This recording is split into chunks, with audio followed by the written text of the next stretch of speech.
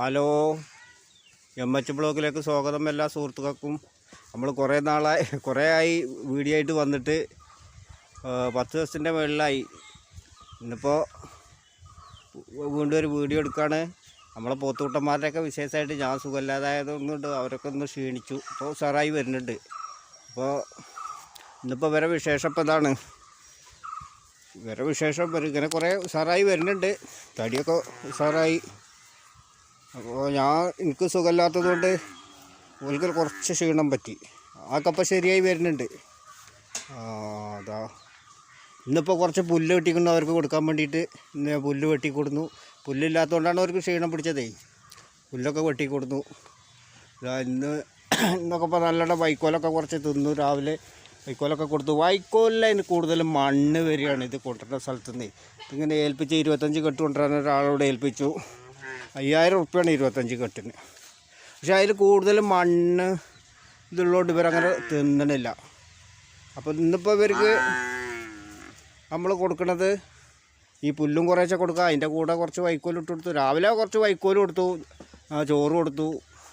ചോറ് അരിത്തവിട് ഇത് വേവിച്ചത് അത് കൊടുത്തു. ഇനിയിപ്പോൾ കുറേശ്ശെ പുല്ലും കൊടുക്കണം. ഇതന്നെ പോലെ ഇന്നത്തെ അവരുടെ ഫുഡ്. നല്ല സാറ് കുട്ടികളായി വരുന്നുണ്ട്. അതുപോലെ ക്ഷീണം പറ്റിയതാണ്. മേടിച്ചപ്പോൾ നല്ല സാറുണ്ടായിരുന്നു. അപ്പോൾ 1.5 മാസം ഞാനിങ്ങനെ അവരെ നോക്കാൻ പറ്റാത്തതായതുകൊണ്ട് അപ്പോൾ വേറൊരു കുട്ടീനെ ഏൽപ്പിച്ചിരുന്നു. അത് നോക്കിയിട്ടൊന്നും ശരിയായില്ല. അപ്പോൾ ഇപ്പോൾ ന്യൂസ് ശരിയാവും. ന്യൂസ് സാറായി വരുന്നുണ്ട്. അതായിരുന്നു പിന്നെ പാറ്റ ക്ഷീണിച്ചിരുന്നു. നടക്കാൻ തന്നെ ബുദ്ധിമുട്ടുള്ള പോലെ ആയിരുന്നു. ഇപ്പോൾ നന്നായി വരുന്നുണ്ട്. നല്ല കുട്ടികളായി വരുന്നുണ്ട്. ഇതൊക്കെ തന്നെയാണ് ഇപ്പോൾ നമ്മളെ കുട്ടികളെ വിശേഷം.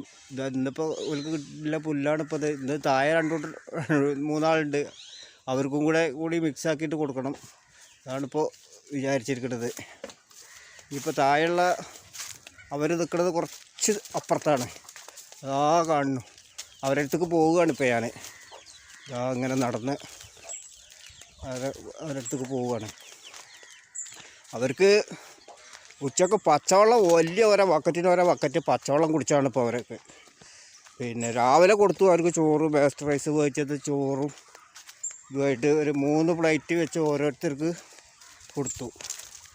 ആ നല്ലോണം തിന്നു. പിന്നെ അതിന് ശേഷം വൈക്കോലിട്ട് കൊടുത്തു. വൈക്കോൽ കുറേശ്ശൊക്കെ തിന്നു. ഇപ്പോൾ പുല്ലിന് പോയി ഇപ്പോൾ 2 കെട്ട് കൊണ്ടുവരണമെന്ന് വിചാരിച്ചിട്ട് പോയതാണ്.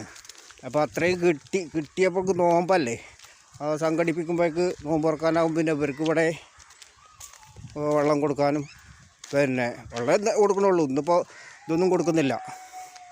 അവർക്ക് റൈസ് വേവിച്ചത് ഇപ്പം ഇന്ന് കൊടുക്കില്ല. രാവിലെ കൊടുത്തു. അങ്ങനെ കൂടുതൽ കൊടുത്താൽ ഇപ്പം നമുക്ക് മുതലാവട്ടെ. ഇപ്പം 8 പാത്രം വേവിച്ചതാണ്. 7 കിലോ ഉണ്ടാവും.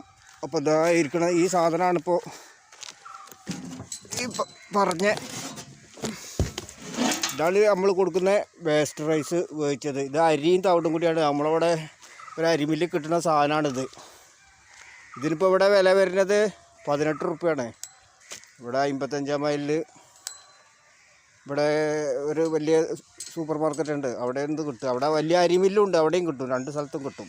ഇതാണിപ്പോൾ നമ്മൾ ചോദിച്ചത്. ഇത് 90% അരിയാണ്. അരിയാണ്. കുറച്ച് തവിടും കൂടി ഉള്ളു. ഞാനിപ്പോൾ ഇത് നാളെ കൊടുക്കുള്ളൂ. കാരണം 7 കിലോ വേവിച്ചിട്ട് 2 ദിവസത്തിനാക്കി. കണക്കൂട്ടി നോക്കുമ്പോൾ ഇപ്പോൾ നമുക്കിപ്പോൾ ഇത് മുതലാവും വേണമല്ലോ.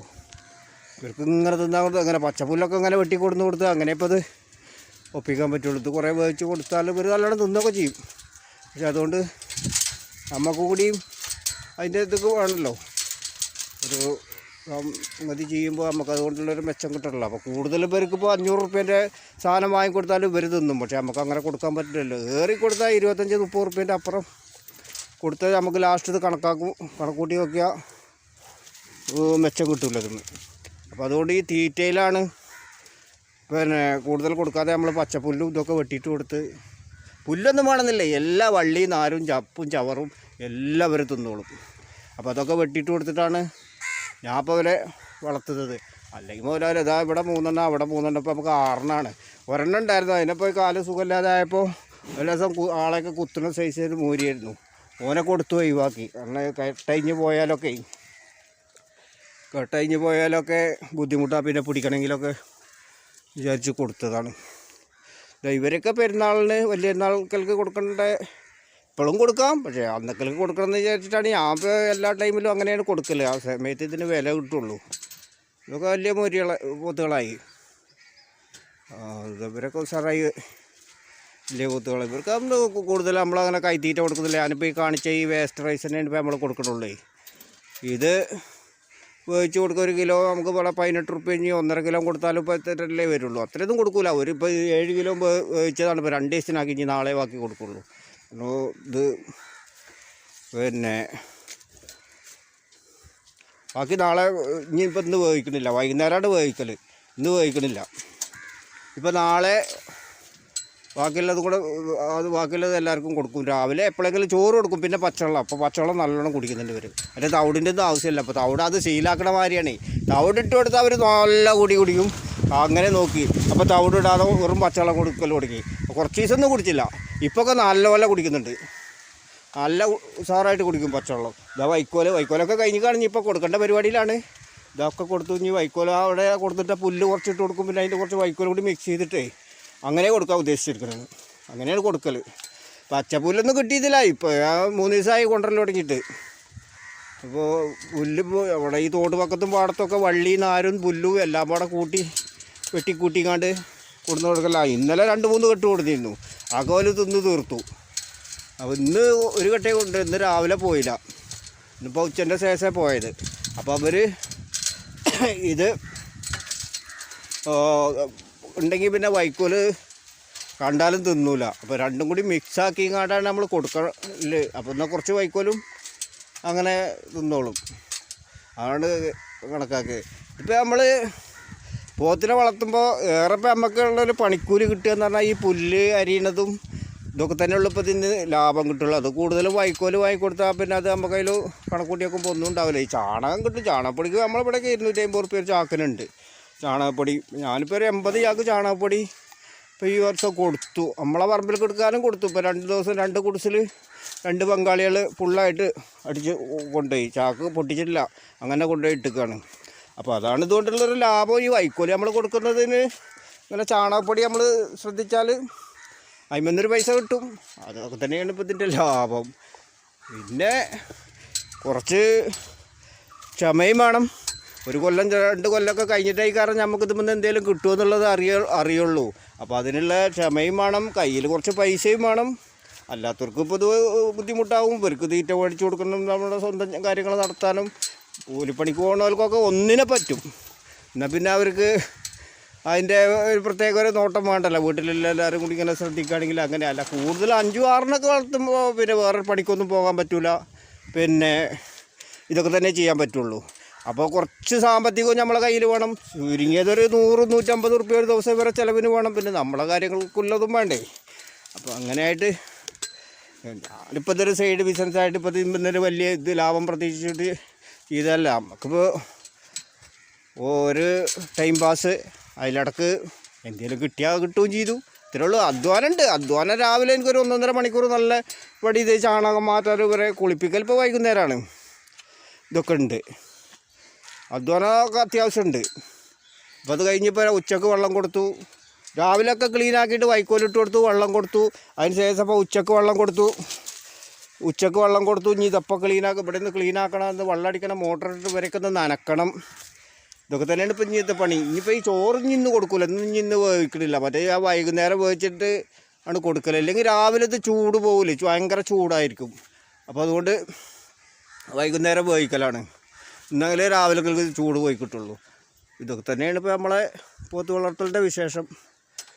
ഇപ്പോൾ നമ്മളെ ഈ പറമ്പിൽ ഇവിടെ കുറച്ച് റബ്ബറായിരുന്നു. റബ്ബർ മുറിച്ച് മാറ്റി. ഇനിയിപ്പോൾ തെങ്ങാ വെക്കുന്നത്. അപ്പോൾ പിന്നെ അതിൽ തീറ്റപ്പുല്ല് കുറച്ച് ഇടണം.